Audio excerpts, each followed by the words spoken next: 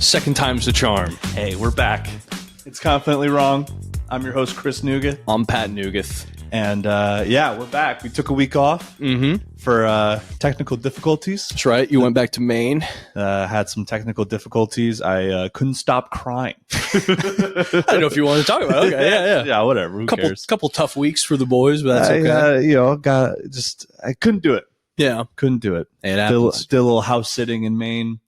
I was sitting by myself in a house, and the demons got me. Yeah. Hey, yeah, Sam. I mean, I was like, because I was going to Mike's, and then I got like a new job, which was great. But then they were like, "Hey, you don't start till December." I was like, "That's perfect." I didn't actually need the money. Oh, great. Anyway, No, that's what I need is a break. Yeah. So I was like, all right, well, I'll just, I don't want to spend any more money. I want to save. And I was like, I don't want to keep going to Mike's and like doing show material. I just want to do new stuff.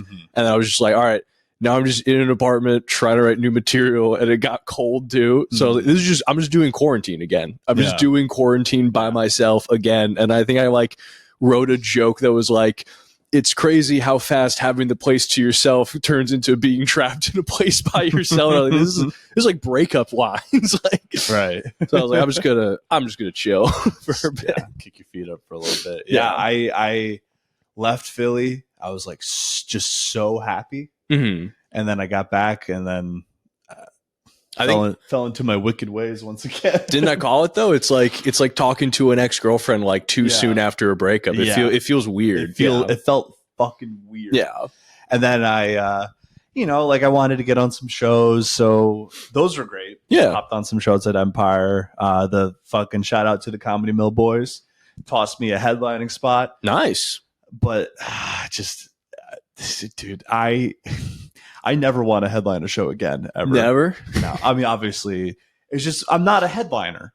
Well, I mean, it's headlining a showcase. Yeah, but still, it's like even if it's just a showcase, it's like I'm not a fucking headliner. Yeah. So it's, I'm like sharing a poster with my dumb fucking face on it. I'm like, who the fuck do I think I am? Yeah. Dude? And then it's like, no one thinks that you think you're anything. You're headlining a showcase, but it's like I'm just like fucking just. Yeah, in your head, you're like, all right, yeah, I get it. Yeah, no, I'm a fucking no, but I know, guys. Yeah, look, guys, I don't think I'm a big deal.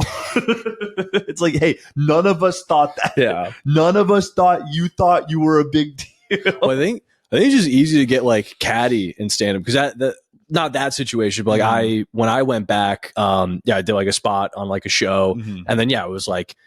I think they just changed the order just because I hit traffic. I was like running kind of late. So I was like, I'm going last. I'm doing the most time. So like technically I'm headlining. And then just like one of the other comics, like I didn't really know well, was just like, oh, so you must be our headliner for the evening. And immediately in my head, I was like, well, someone's got to be.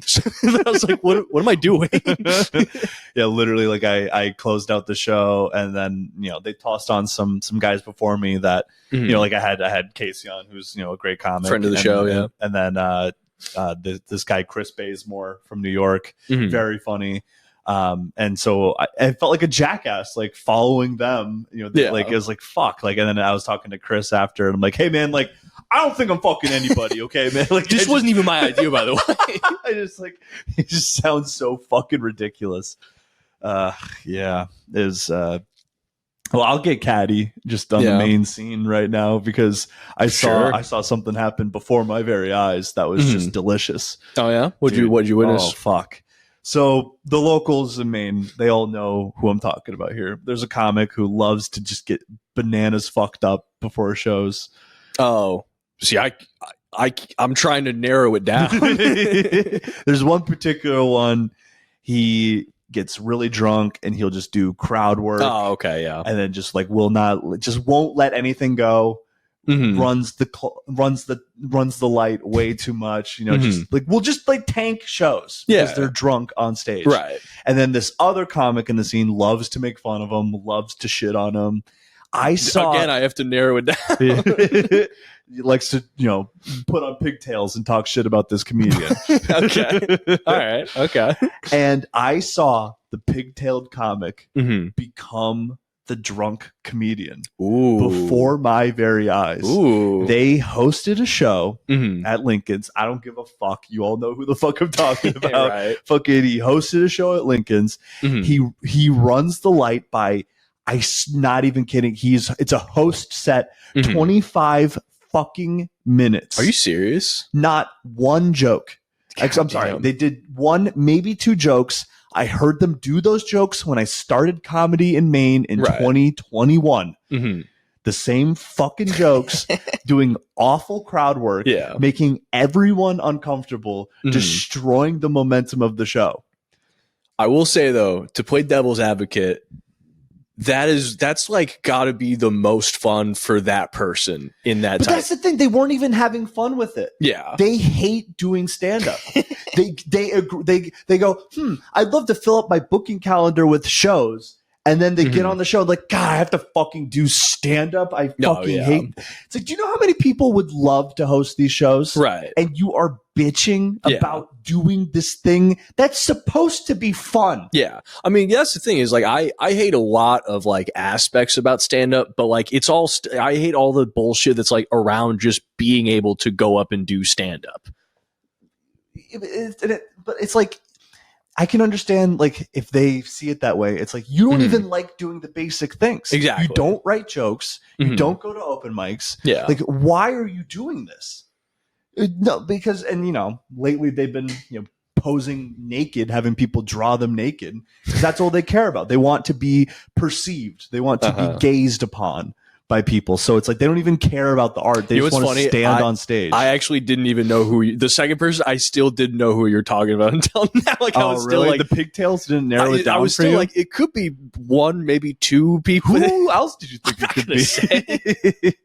No, but they just want to be perceived. That's all they don't care about being good at comedy. They just want everyone to look at them, and it was enough with the same fucking shitty jokes, but like now, like they're just they're fucking wasted on stage, just like doing incoherent crowd work, like talking about like how hard it is to be queer. And it's like, look, I understand it's hard, but like, do you want to elaborate on that? We might be going a little bit too hard, if I'm being honest. Do you want to elaborate on it? Maybe you want to go into a little bit of detail instead of just saying, "Oh, it's just hard," and everyone's supposed to be like, "Ha ha ha ha."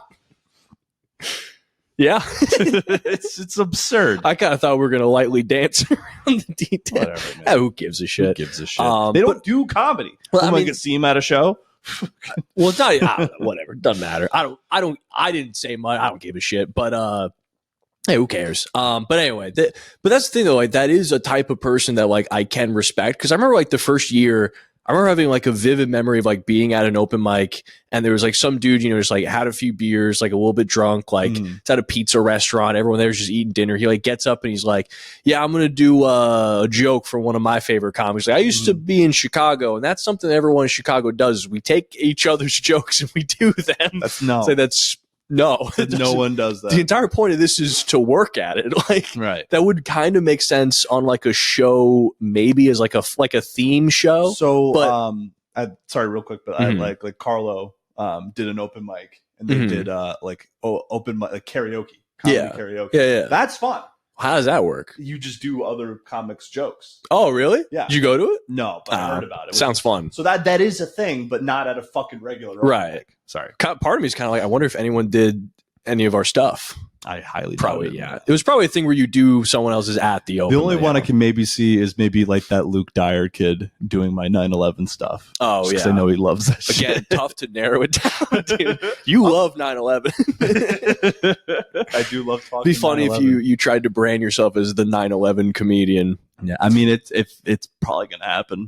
I talk about 9/11 a lot, and in fact, I hosted for Chris Higgins and Evan Hall was featuring, and they're two great like Chicago comics, and I'm like making small talk backstage. Immediately started talking 9/11. Hell yeah! Told him a story about a local comic in the area that works at this apartment complex. Oh yeah. I think we've said the story on the pod. Found those computers with the flight simulators. So I told them that story, and they're like, "Oh shit, wow, like cool." And then on the Late Show, there's this guy sitting in the front row with these like sunglasses on. They kept like interacting with him, and that was the guy.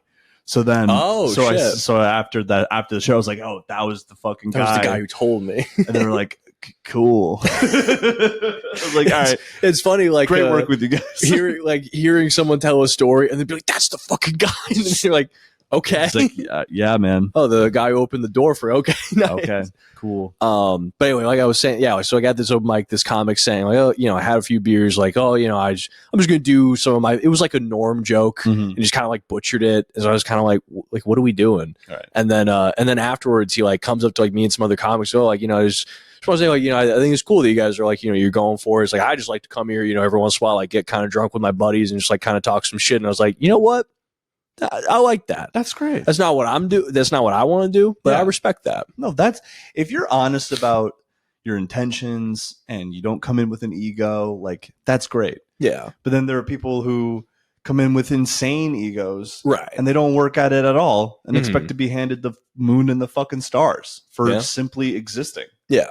Like, because the last week, like I really haven't done shit with like comedy or anything. And, I've been like beating myself up about it, but it's like, well, yeah, if I was that guy, I'd just be like, I haven't gone to the bar and got drunk and said some shit in a while. It's like, oh, that's good. That's that's a positive. Yeah. I mean, there are instances of most of the time, if someone quits comedy, their life gets better. Oh yeah. Like if you do comedy, like your life will suck until you're successful. If you're successful. We were just talking. It was like, you just kind of have to be a loser. Yeah, dude. You kind of have to embrace being a fucking loser. You have to go to, even if you're not getting drunk at the open mics, you have to go just be around drunk people waiting for your 5 minutes. And then usually no one's paying attention just to do like bar shows and then hopefully like build something over such a long amount of time. Yeah. Like it's something that literally makes no sense unless you really love it. And then half the time you're like, why do I love this again? But I mean, you figure out why.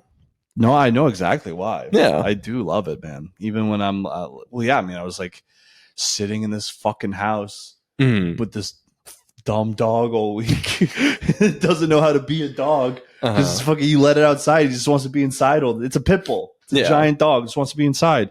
It's going to be so funny when you just get DMs about just random. What the fuck you say about my dog? I'm like, oh, you listen. Cool. Nice. People actually listen. You can't ever say you don't listen now. Yeah, I got you in the palm of my hand. Honestly, that'd be a good trap. Just start saying like horrible things about people we know, and then when we get DMs, be like, nice, they listen. We have fans. Yeah. But yeah, I'm just sitting in this house alone all day, and then I go to the fucking show, and I'm like, oh yeah, this is. I do fucking love this. Yeah, it's great. It is the best. Yeah. It's better oh man. I just look back the first time I ever got a laugh. Mm-hmm. It was an improv show in college. Mm-hmm. But it's like it's the best. Yeah. It's the best high ever. The best high. Better than any drug. Yeah. Heroin addicts are just wishing they could do improv. There'd be just a guy like, hey man, you got any premises? Oh man, I'll suck your dick, man. You just give me a tag. Yeah. Come on, I'll suck your fucking dick, man. Doing rhyming games and then falling over like you're on track. Just be like, do the fucking like, what's the deal with dating? Oh yeah, dating's weird. Is like, yeah. Yeah, sex with me is like coffee. You'll wake up. But yeah, I'm out of the depths though. Yeah, it's good to be back in Philly, and that's the other thing too. It's like it was reinforced. Like, not Philly is home. I love our apartment. The whole time, I'm like, I just cannot wait to be back. Yeah. So it reminded me of this homeless guy experience. I've never been more caught off guard. Mm-hmm. I was like walking to a store. It was like kind of the height of when like I was kind of down in the dumps. So I was like not like feeling great. And like I'm like crossing the street to go to the store to get like some juice or whatever. And then this guy just like, he like holds out his hand. He's like, come on, man. I'm eating out of the fucking trash. And I was like, I just like walked away. I was like, I don't. That's not up. I didn't say to do that. Like, no one was saying to do that. Tell you to do that, man. Yeah. Like it'd be like if you like some guys like has a drug problem, like hits up their eye, like, come on, man, like I'm eating fucking Tide Pods. It's like, well, that wasn't. See, I can't be the first person to have warned you that this is where you're headed. Yeah, right. I don't think anyone's surprised that you're in this situation. Fuck. It's like your 15-year reunion is like, hey, did you hear this guy's eating trash? Yeah. It's like, yeah. Well, I had a lady come up to me. I was like walking around before we recorded, and this lady just comes up to me with like a bouquet of roses. Have you seen those where people are just selling roses like on the street? No. Yeah, like they'll be sometimes homeless people, sometimes just people like trying to make like some extra money. But yeah, some lady comes up, she's like, sweetheart, like I'm a single mother, like can you buy some flowers? And I was like, I don't have any cash, like I'm sorry. But wait, this is a homeless person? I at least either that or just a single mother. Well, yeah, just like wearing like rags. Like, oh, I'm a single mother. Like, well, yeah, like she came up to me and like the trouble. I just thought she was going to a dinner or something. Like I was just completely caught off guard. And then you just say like, sorry, I don't have any cash.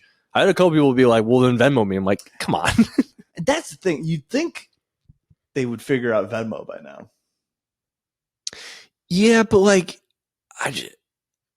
there's really just no way to go around those questions without just feeling like a piece of shit. But it's like, I mean, I want to help out, but like, I can't just be Venmoing people 20 times a day. Oh, no. I'm not far from being out here with you.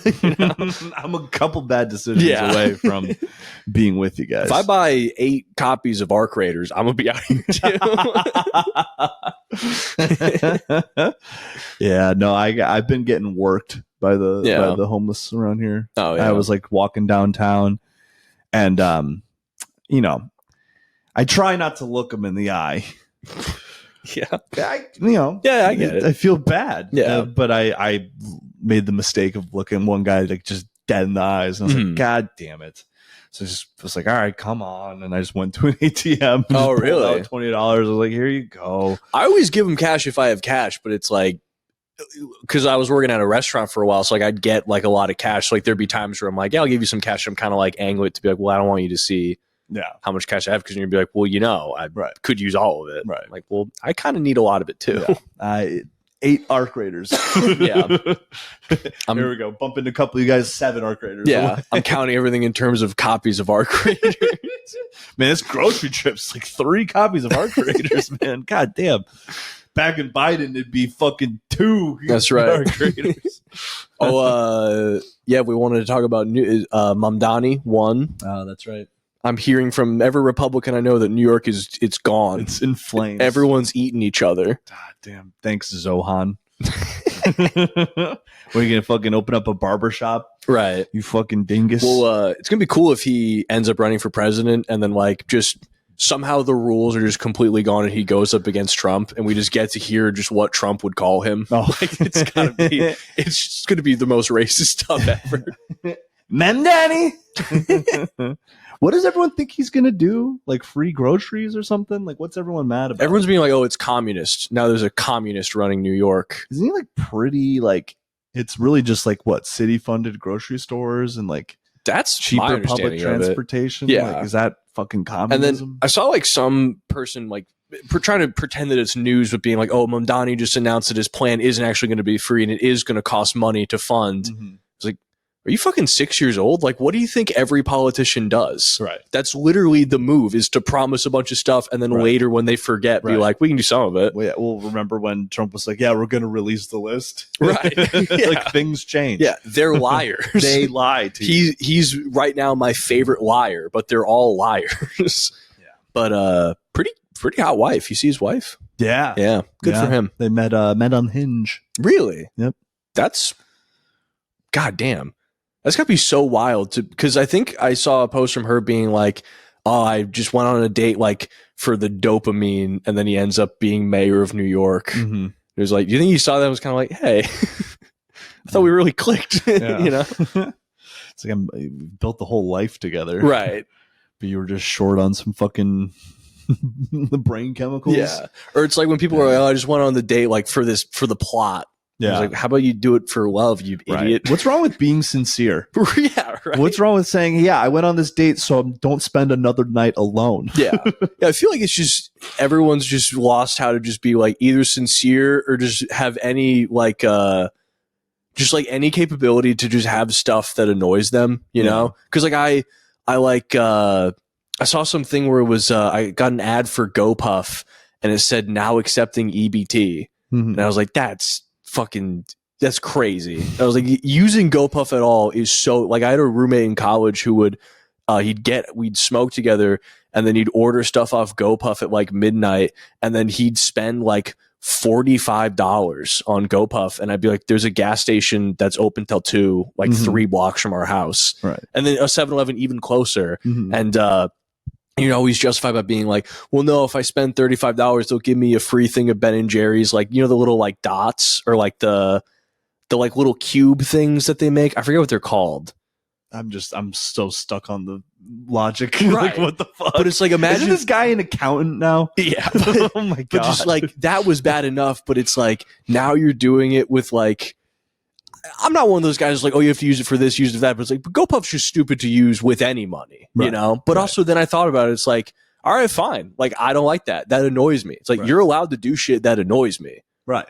Yeah. It's like, yeah, every like life partner or anyone in your life just has to be like perfect, or like they're not worth your time or whatever. Yeah. Like, it's just this illusion that you have like tons of options or something, right. and you can be like choosy. And I mean, to some degree, you can be picky about what you accept from other people, but like, if other people are just living their life and they do something stupid, like, yeah, just make fun of them and move on. Yeah. Because also there's been times where it's like, like a friend will say something stupid or do something stupid, and then I'm like, oh, that's annoying. But then I'm like, I've said so much stupid shit.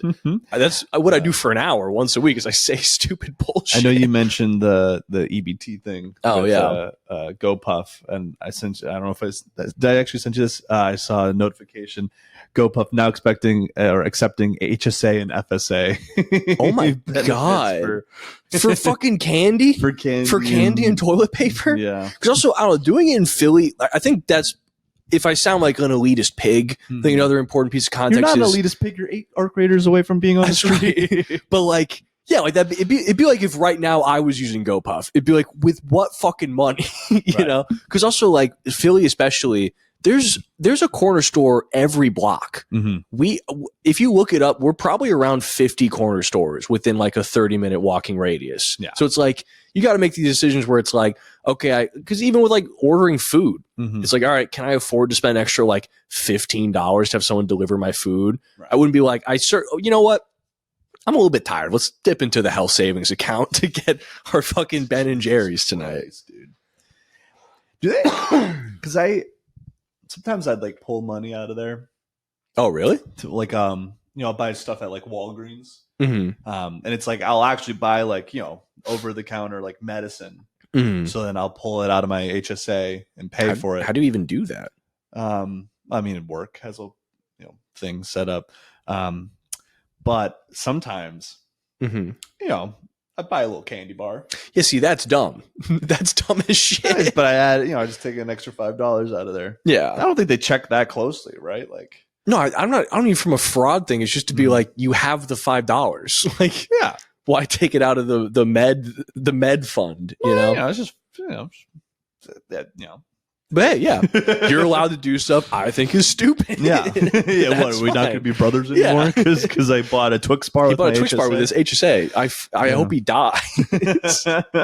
Be funny if that was like our Thanksgiving arguments. Yeah. So do you hear what this dickhead did with his HSA? Did not allocate his funds properly. Yeah, that was for if the worst happens, not if he wants to decide which side to eat first. Right. Always right. Always right. Okay. Yeah. What a wacky world. It is a pretty wacky world, isn't it, Christopher? But yeah, I was thinking for a while about just the most horrific slogans Trump would do for like Mondani. What do you got? You got any good ones? I thought about saying it. I was like, I don't even want to say. You don't even want to say. Like, No, I did want to talk about. I saw. Did you see that article about? They found out that they suspect, which means it definitely happened, but like tourists were just paying money to go to Sarajevo and like kill people from like a helicopter, like civilians. Like, did you ever see that? Yeah, I did see that. It's actually. fucking crazy. The most dangerous game. Yeah, truly. But like, the tone of the article was like, we don't know. This could have happened. And it's like, well, it's like, how would it? This could have happened. Yeah. Like, what do you mean? Like, if there, it's like if you have a piece of information that makes you suspect that this happened, it 100% happened. Yeah. Like, what do you mean? Like, but like that, for it to be like a rumor, that means either one helicopter pilot was just running like a secret business where you could just go and do that, Right. or like there's all these helicopter pilots who are just playing dumb and being like, I don't know, it's loud up there. You know? Thought it was a big suitcase, and then all of a sudden I heard a bunch of noise. But, you know, you got the headphones in, get the rotors. You ever fly one of those things? It's noisy. It was the 90s. Yeah. It was crazy. I thought they wanted to take pictures. Thought everyone was getting sleepy. I don't know. God, I heard some pops. I thought we were listening to NWA. That's right. I didn't realize. It was the 90s. God damn, that's fucking crazy. Yeah. Dude. What kind of like, I understand, like, you know, you're $1 billion, you have millions of dollars, your like pleasure centers get like fried, you can do literally anything. Like, are you really you're that bored? Yeah. Like, if you had that in you, just go fucking hunt like wild boars. Right. In Texas. Like, well, that also means like, because I guess I guess they don't know how many people it was, because it's like, you know, there's this big conflict going on. I think they were saying like 10,000 people died from like military snipers and like bombs and shit. Jesus so it's like Christ. The perfect storm to let that happen. But like, who are these people who are like, are they just like rich wine moms that are like, if you get them drunk enough, they're like, you know, when I was younger, I went over to Sarajevo to kill children. Oh yeah, because wasn't it like there were like bounties, like they would like pay out based on like what you shot, and they like put a premium on like children. Oh, I didn't even read that. That's crazy. Yeah. It's funny that I brought up the article and I probably didn't even read the whole thing. I Oh, probably yeah. read like two paragraphs. Yeah, it's fucking horrific. I mean, so like some guy made a film. I've never seen it because it sounds just horrific, but a Serbian film. Oh, yeah. And it was written by like the son of like the Serbian prime minister, I'm pretty sure. And I think it was to like express what, you know, because I think, and confidently wrong, I believe some of that was driven by like the UN, right? Like, what do you mean? Just like the siege of Belgrade, I think it is, or like the Bosnian Serbian like conflict. I'm pretty sure was exacerbated a whole lot about that by like the UN. Or like, that seems like what they like doing for sure. And so like a Serbian film was like expressing what he feels like the UN did to his country. Oh, okay. Yeah, that probably makes sense. I was watching a lot of movies the last week, and I watched Hotel Rwanda, and there's like the part where it's like, I think he's a Canadian like colonel or whatever, because it's basically like this genocide starting. There's all these like UN peacekeepers, and they're kind of like, yeah, we're gonna look after you guys, and then like secretly they're like, we're gonna leave like immediately, and like we're not gonna do a fucking thing. And then so like half the plot of the movie is like this guy being like, the UN has completely abandoned us, they don't care about us, we're not important because we're from Africa. So it's like, we need to shame them into helping us from being mass murdered. There's like, how does anyone still give a shit about the UN? Like, how is it even still a thing? Yeah. Apparently they're doing a lot of fucked up stuff. Yeah. And I'm not going to start listing the things that I may have read on a fucking the National Enquirer of what they've done. But it's just because that was the whole thing with Ukraine was Putin was like, yeah, if you let Ukraine into the UN, like I'm going to have to attack. But it's like, you think he'd be like, the UN doesn't fucking do anything. Right. Like, do you hear about Putin was saying he has proof that Americans are eating each other? I mean, why not? Why not say that? But the thing is, if you let's say you eat a Big Mac, and then someone tells you that there's maybe traces of human meat,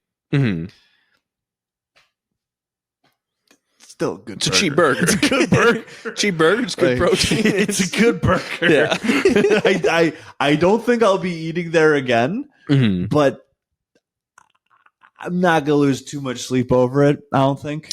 Well, especially if it happened now, I'd kind of just be like, I've eaten a lot of McDonald's already. Yeah. Like I don't really know if I can draw a line in the sand now. It's like, hey, if I've been eating people, then I've been eating people. I don't. It's a lot of people. Yeah, there's a lot of us. Yeah. Yeah. I mean, if it was true, it would probably be more just like, oh yeah, they're just, secretly putting in people meat into food to like help their margins, or I don't think it's like rich people are secretly like dining with like a napkin tucked in, being like, I got a guy here, I'm gonna eat him. They're not like Jeffrey Dahmer style eating people. I don't think. I mean, can you imagine like some chef being like, so this is some premium cut guy. Yeah. This is the juge a la homeless man. Well, I don't think I talked about it on the show, but I was telling you about how like with Dahmer, like his dad, he just knew him as being like a fuck up his whole life. But, you know, like he just got drunk all the time. Like he was just kind of like a dud. Like he joined the army and thought he was turning around. Then he like blew it. Like he just seemed just kind of like a deadbeat, like a loser. And then, yeah, he gets a call from the cops like, what did he do this time? And they're like, we found 5 dead people he's been eating and killed in his apartment. You have to be like, fucking Jeffy, come on. That must have been a tough phone call. Oh, yeah. Hey, Dad. Yeah, but then I was hungry. There's nothing to eat around here. Well, yeah. Well, like in the show, he's just kind of like, "Sorry, Dad." I'm sorry. Picturing him like a fucking like angry teenager. Like, there's nothing to fucking eat around here. What the fuck? Dad. I watched that same guy made one for like Ed Gein, another Wisconsin legend, honestly. Yeah, all the best serial killers are from the Midwest for some reason. But I watched it, and like I don't know how much they embellish it, but like he gets laid multiple times in like he has like a girl like wants him to move in with him, like an older lady. And can you imagine being an incel? Like Ed Gein is getting laid and not you. You can't. I was just thinking like, God, I'm alone. This guy's munching on dudes and I'm alone. Yeah. Making furniture out of people. I sell furniture. I make a good living.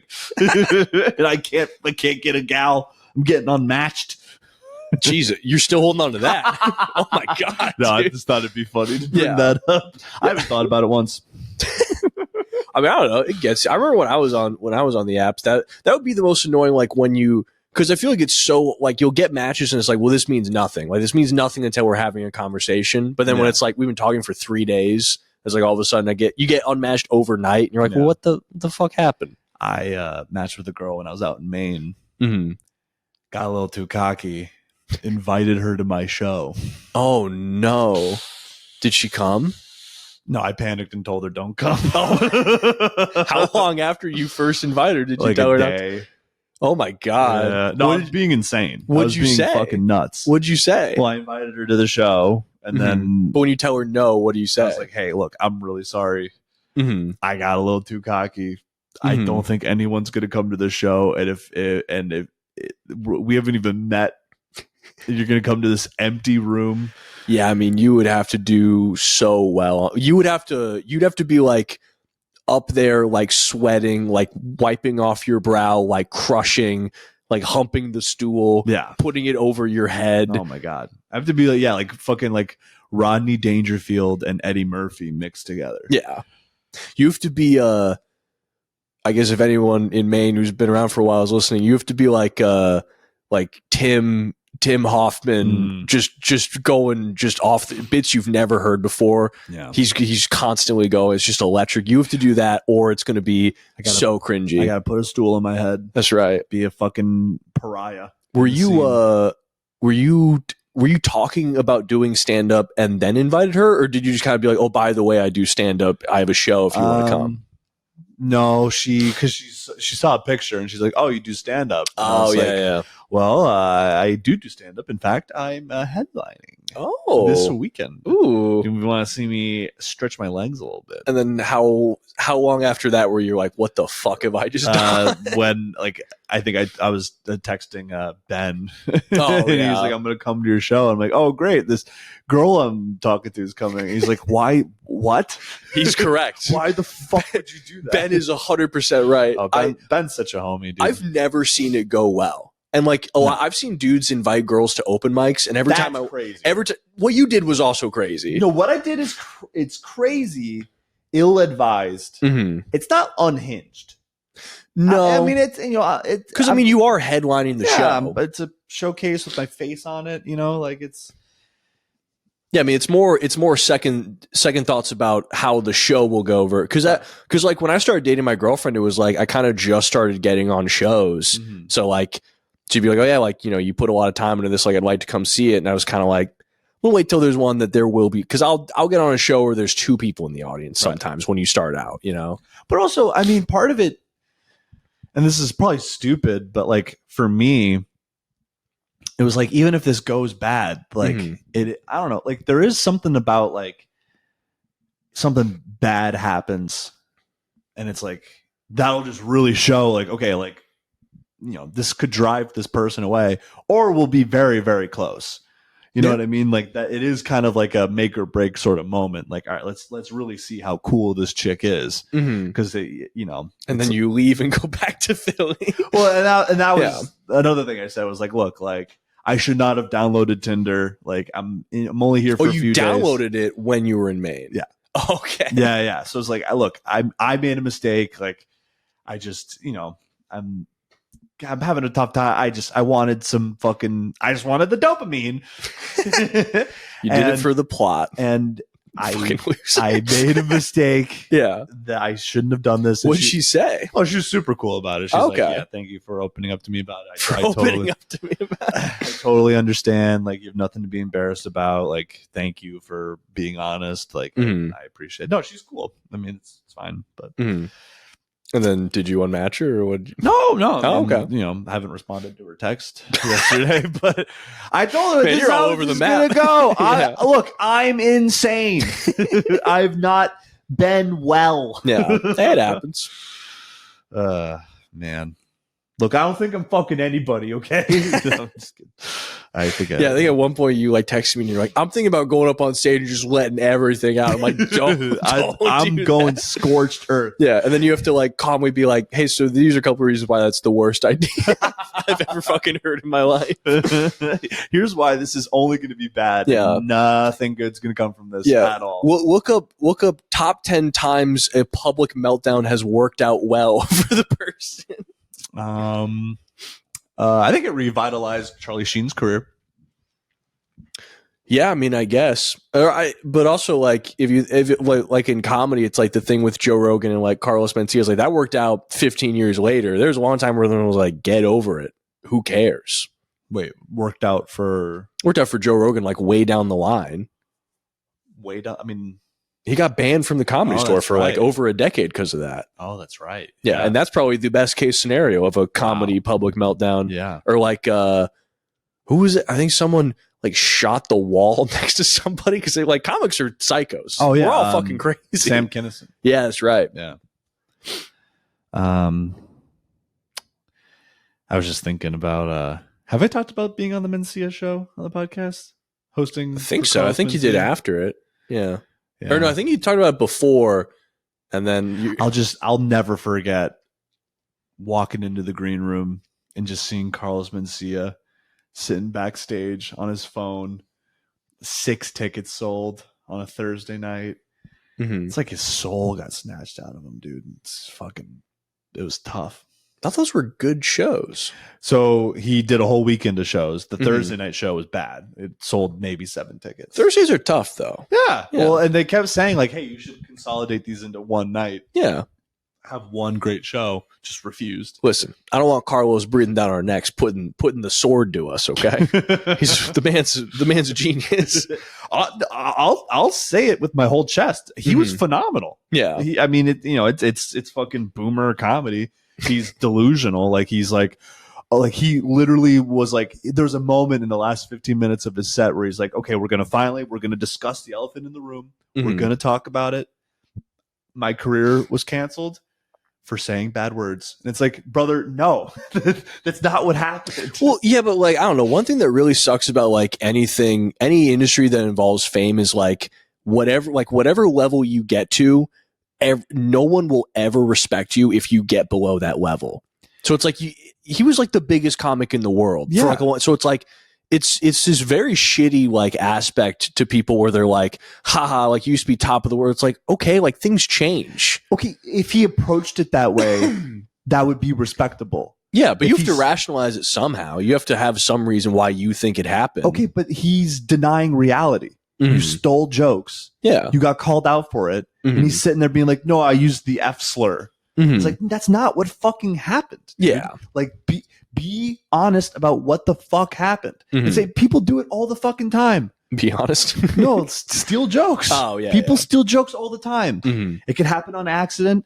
People will, like, I hear stories all the time of like, oh, that's my joke. Okay, here's like $1,000. Like, because, parallel thinking, people can reach the same conclusions. That makes sense. You stole jokes. Just own it. Yeah. Robin Williams did it. Like, just also, own it. I think it just depends. I think usually it defaults to like, if I was like, I somehow ran into like a headliner and then, somehow I saw that they were doing my joke, but well, they're a headliner. I'm not going to be able to be like, stop that, Right. So usually it's like, who's more famous? Right.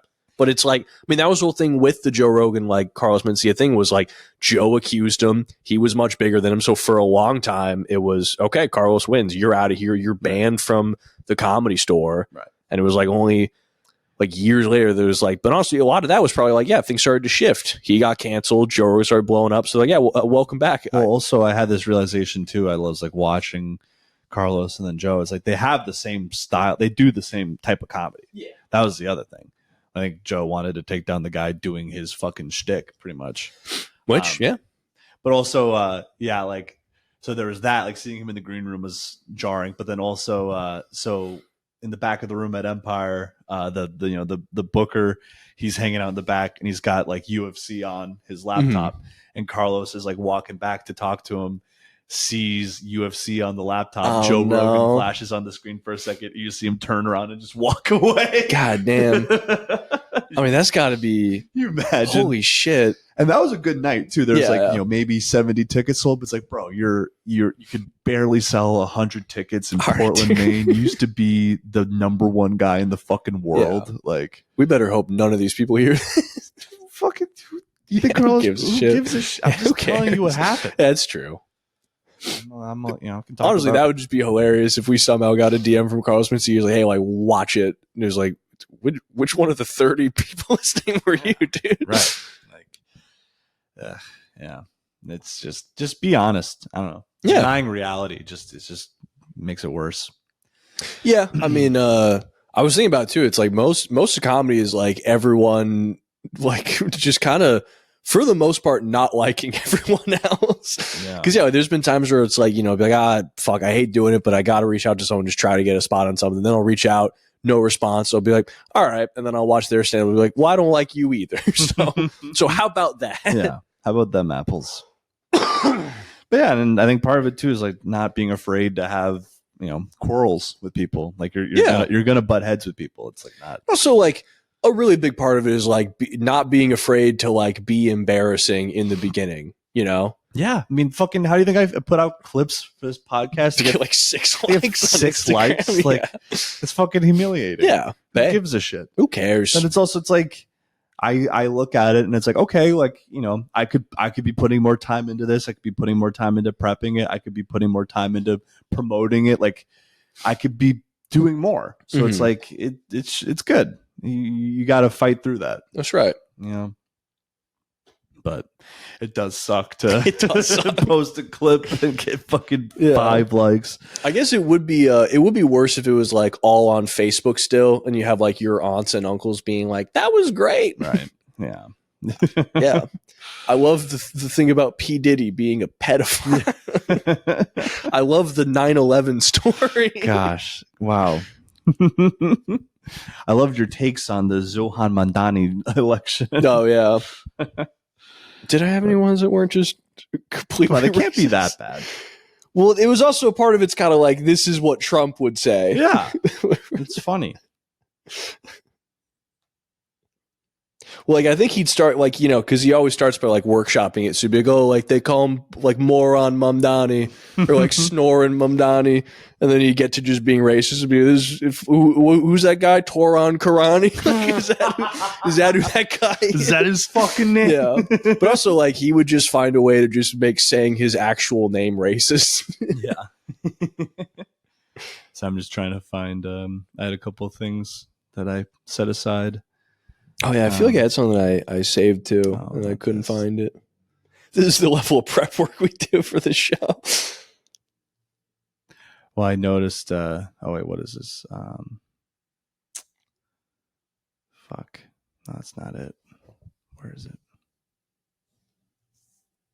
Oh, okay. So this woman, I'm just gonna. Is that when all Scientologists are waiting for Scientology's highest levels to be published. But what they don't know is that when Scientology's founder passed away, instead of leaving those sacred materials behind, all they found were doodles of where those materials should have been. Hell Jenna yeah. Miscavige, my uncle, is the leader of Scientology. Oh shit. And I Jenna Miscavige? 22.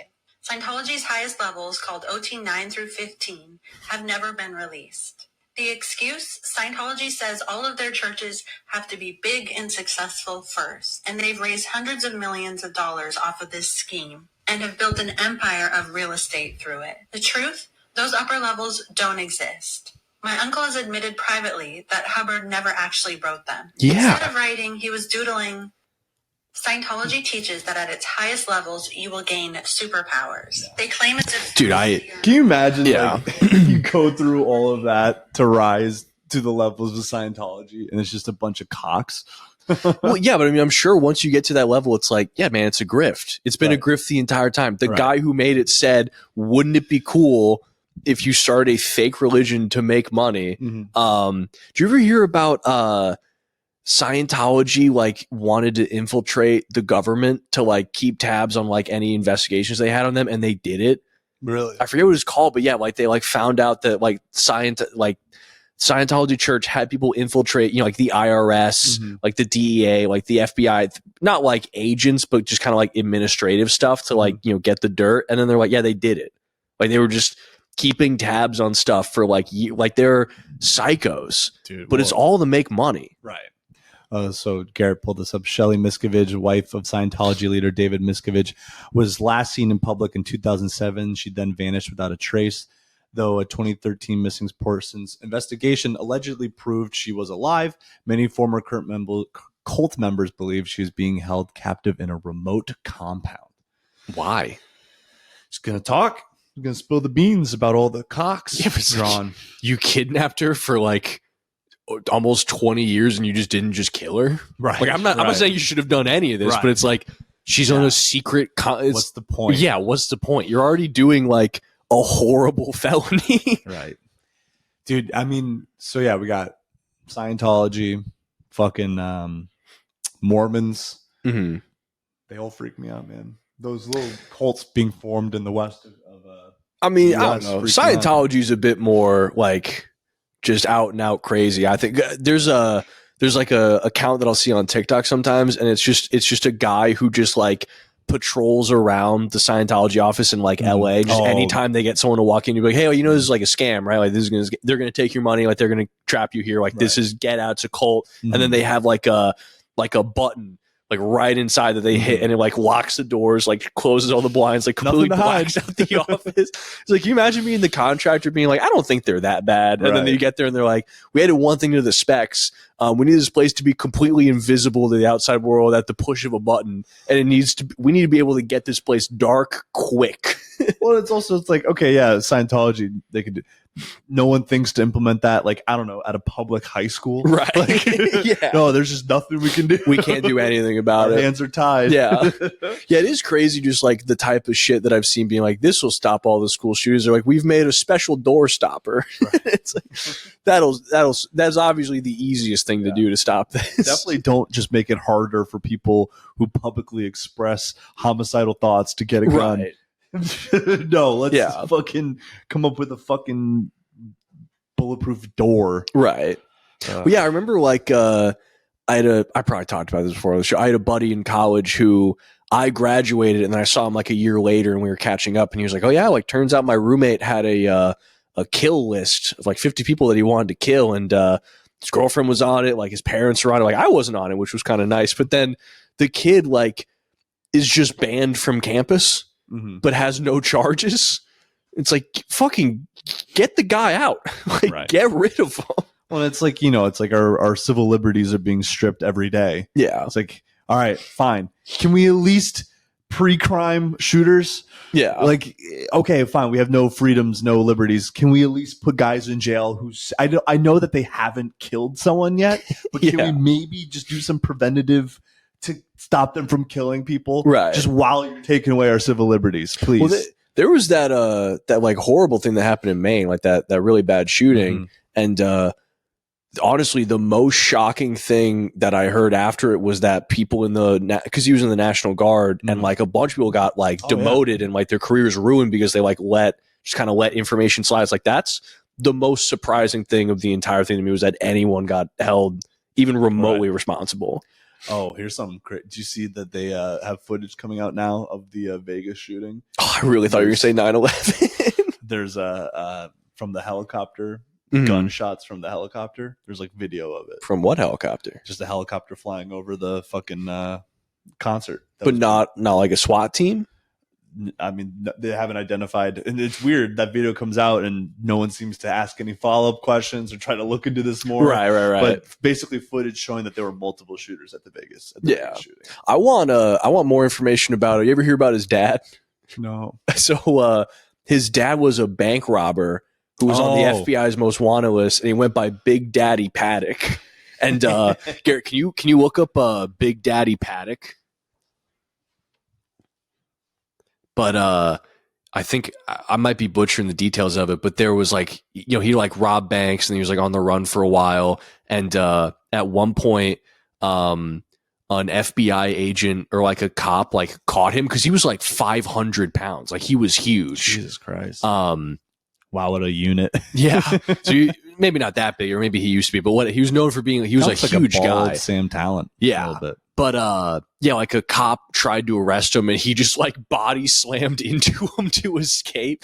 And like the whole family's just fucking crazy. Oh, I loved the interview with his brother. Oh, yeah. Where he's like, we had thousands of dollars of sushi. Yeah. Cop. What do you say? He was a guy who could do anything. And he did.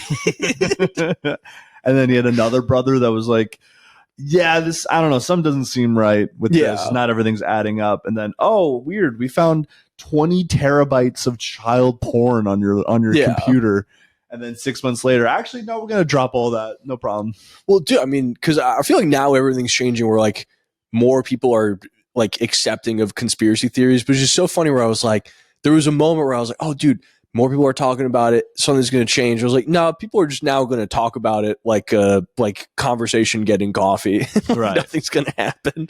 Yeah. I mean, I feel like, I mean, we were on the Epstein shit back in like 2019. Yeah. Like now that. It's everywhere. Yeah. Because there was a while where I was kind of like, all right, man, like easy. And then, like over COVID, I was like, oh no, there's a lot of weird shit that happened. I saw on Jon Stewart was talking, you hear about the thing with Trump like blowing someone named Bubba. Oh yeah. And then they're like Epstein's brother came forward to say that, oh, like Bubba did not mean former President Bill Clinton. It's like, why is this guy not like in a cell somewhere being questioned? Like, what? You can't just be like, it wasn't Bill Clinton. Right. Like, no, who was it? Do you hear who they think it was? Thought I heard it. They think it's a horse. Yeah. What is it? Why would that be a thing? I think what they're doing, it's like the files are coming out and then they're just throwing out a bunch of like red herrings. Oh yeah. And I heard this theory today. I feel like they're doing it to distract people from looking into like Ghislaine Maxwell more. Oh man. Because her parents her family owns McGraw-Hill.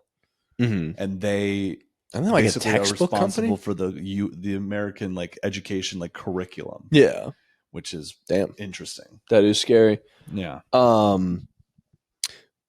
Amongst other things. I mean, they her sisters engineered the Promise software, which is how like police stations all talk to each other. What you look like? This is just a conspiracy podcast. If you just wanted headlines, like just no research. I'm talking about both of us, but I just think it's funny. we can't help ourselves. I mean, it's literally all people are talking about. It's all anyone's talking about. Like, it is everywhere. It's literally everywhere. It would have been nice to be able to circle back because when I was like starting this job in Chicago in 2019, we're like having like coffee chats, just like getting to know. And I was like kind of losing my mind over the Epstein shit. Mm-hmm. And she's like, "Oh, what are you interested in? What are your hobbies?" And I just started talking about fucking Jeffrey Epstein. So, guys, I'm fucking insane. Yeah. But now it's everywhere. Yeah. Oh yeah, I want to talk about because now I found a job, which is sick, but I've been doing like for a while I was doing like temp work, and I just forgot how fucking weird like temp work and like gig jobs are. Like I got like a job where it was like going around like handing out like brochures for like school supplies. And I remember I was like, well, I'll do it for a little bit till I find something else. And then it'd be like, they'd email me and be like, all right, here's like 42 addresses to go to and like drop off supplies. And I talk to someone there, but it's like every place I'd go, it'd be like, I think at one point the guy texted me being like, oh, I left off the names of the school to make it easier. So you just have the addresses. And I get to these addresses. I'm like, I can't see the sign. There's like 3 schools at each one of these addresses. There's no information on which one I'm supposed to go to. Like half the time I drive to the address and like couldn't find it. Like, this is insane. This is just a fucking insane job. Jesus. And then, I did another one that was like helping out with like an election. And it was all it's just the most insane. Was this year? Yeah, this was like like a week or two ago. Oh, jeez. I was like working at like this election thing, and it was literally just taking all of the ballots and checking if they're damaged. And then like if they're damaged, we just had to like write out new ballots for them. And then we're like, everyone's being watched like hawks for like election fraud, but it's like a local level election. It's like they hired 150 people to just check all the ballots in all of like Delco County. I'm like, this is bizarre. There's like cops there. There's like cops all over the place. Christ. Yeah, I mean, there's always like one lone crank like threatening to kill local election workers. If this guy gets sheriff, I will blow up everything. It's like what over what? What do you think's happening? Right.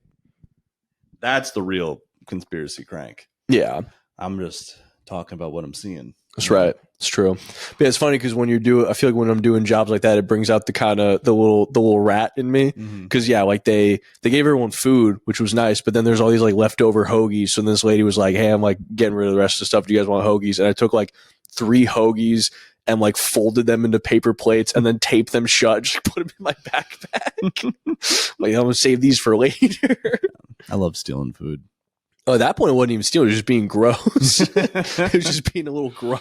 Oh, dude, my favorite dirtbag move was like I found from the previous movie at the movie theater. Someone left behind like a cup.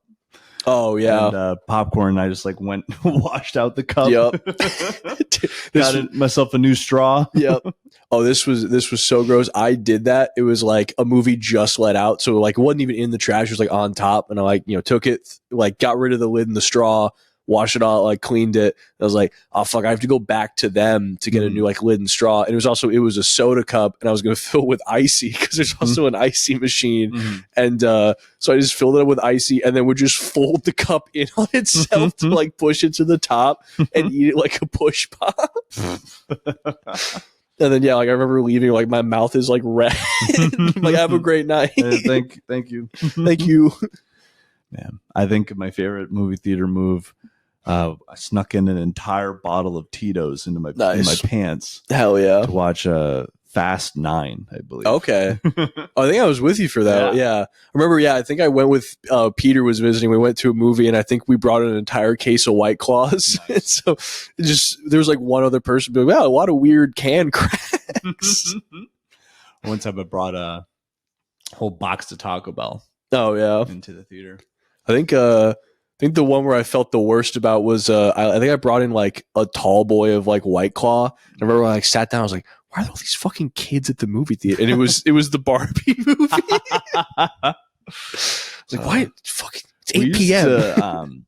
Like we would coordinate like a uniform for the movie that we'd see like in high school. So it was like me and some buddies went to go see Monsters University. Hell yeah! And so we wore like jeans that we cut into short shorts, tank tops, and construction boots. Goddamn. We're gonna go see a children's movie. Yeah. Damn, some of those guys were problems. Yeah. I remember one guy was like, there'd be swim meets, and then it was like you wear like your warm-up coat, and then he would just be naked underneath his warm-up coat. Like, that's a crime. Like we almost got our coach fired because we were walking around in our sweats before a swim meet, and we had our warm up jackets and no shirts under. Nice. Got in trouble. Just trying to look sexy. Or the cross country guys almost got the coach fired because they were running around town with their short shorts just like hiked up like it was a thong. And like one guy just had like just an impossibly hairy ass. Yeah. Just running around town with his fucking hairy ass hanging out. Do I remember there was like one time, because I remember like at least at our school was like cross country was like the height of like kind of crazy like guy antics or whatever. And I remember I wasn't on the cross country team, but like a lot of my friends were, and so they're just like telling me some of the shit they did, and it was like progressively kind of like more antisocial shit they were doing. One guy was like, yeah, I was on the bus to a track meet, and then some like douche was in front of me, so like I jacked off in the back of the bus and then wiped it on his headphones when he wasn't looking. And I was like, oh. And they're like, they thought I was like still on board with these stories, and then one of them was like, yeah, we used to like we do these runs through the woods, and then anytime there was freshmen on the team, once we got into the woods, we'd start beating the fuck out of them with sticks. You guys are fucking freaks. It's like all the almost win conference. Like, what are we doing? Jesus Christ. See, my memories of cross country are like all like very positive. Right. Because I feel like, I mean, it was a little wild when I was on the team, but then like after we graduated, that the class below us, like I don't know what was up with those guys. Oh, they went fucking insane. Yeah, some of those stories I heard from them, and I was like, you guys, this is an assault. You assaulted somebody. Yeah. I remember, I don't want to name any names, but I remember my buddy was telling me like, yeah, I don't know, like he was talking about these two guys on the team, and like, yeah, it's this whole big thing now because like his parents think that he's like gay because like his sister thinks that he's gay. And I was like, oh, that's weird. I'm like, why do they think that? I was like, well, she says that she walked in on them having sex with each other like in his bedroom, but like they're just saying they were joking around. It's like, it's a pretty reasonable thing. I don't even think they're like, I think they would have been fine with him being gay. I think they were just being like, hey, like you can't fuck your friend at 3 p.m. in our house. Like, no, I was applying lube to my cock and shoving it in his ass as a really funny bit. I think they literally said it was a bit. Yeah. No, I was nibbling on his ear and whispering sweet nothings as a bit.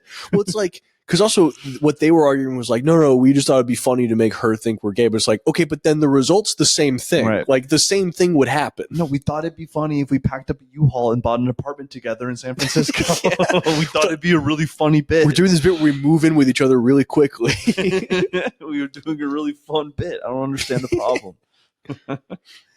Well, that's an hour. Have we reached that magical time? We've reached that magical hour. Ooh. Where the listener feels like they've listened to a podcast. That's right. They said, you know what? I think that's enough. So we're going to play some Arc Raiders. Hell yeah. Confidently Wrong is a podcast. It is. I was gonna say let's plug some shows, but I don't have any shows. Yeah, same. But hey, we're back in Philly. The rise begins. I don't know what that was. I almost put it in my mouth, and I stopped myself from putting it in my mouth. I'm glad you did that. So we're going to play some Arc Raiders. We're going to play some fucking Arc Raiders. Have a great night. Hey, real quick. Oh, shit. November 23rd, live show. Either be square. Hopefully everyone who listens remembers, because I don't know if our hosts will. So somebody please come and watch the show. RSVP. RSVP for the live stream for a chance to win a pirate pipe. Ooh, we are now stream to watch Chris and Pat come. That's right. We will come, and someone will leave with a pirate pipe. That's right. So come. They might even play Arc Raiders on the stream. Who knows? That's right. Maybe that'd be fun. Actually, you don't know what's going to happen. Yeah. People can come into our servers and fuck us up. Yeah. Oh, they'll come. That's right. Someone's coming. We're all going to come. So yeah, come on the live stream. RSVP for a chance to win a pirate pipe. Smoke marijuana. Smoke it every day. Or, depending on what state you're in, smoke tobacco. Smoke tobacco. We'll just say tobacco. Maybe you want to go to a concert. Have a little tobacco. Listen to Primus at the concert. It's a pipe so nice it'll make you come. That's right. You're going to bust when you see this Results may vary. All right. Thank you for listening to Confidently Wrong. We love you. Thank you, Producer Garrett. As always, thank you. And good night. Goodbye. And good luck.